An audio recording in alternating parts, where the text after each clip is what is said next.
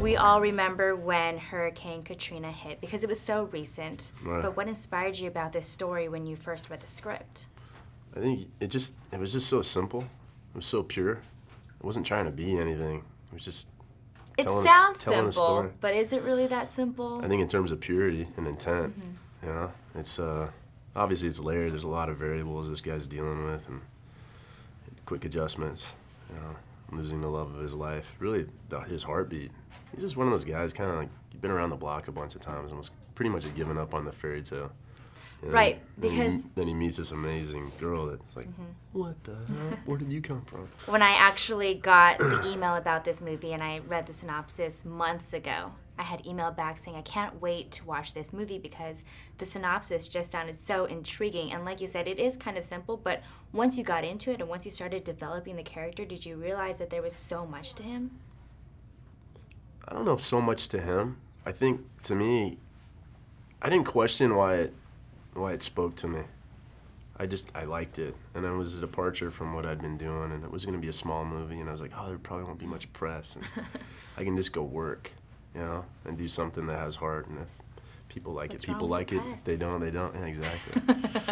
But, you know, it wasn't until I was well into it that I realized, I was like, holy shit. Like, that ventilator machine, that's life.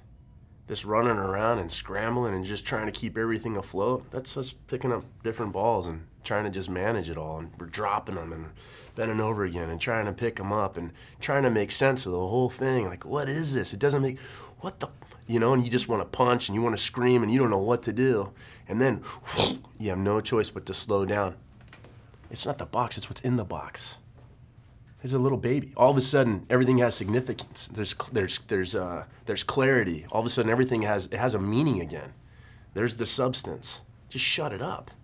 This, boom, here it is. Just be present.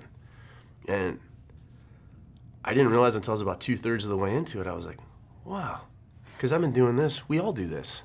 Been doing this for years. No, shut it off. Drop them. Yeah. Let them go. Don't need right here.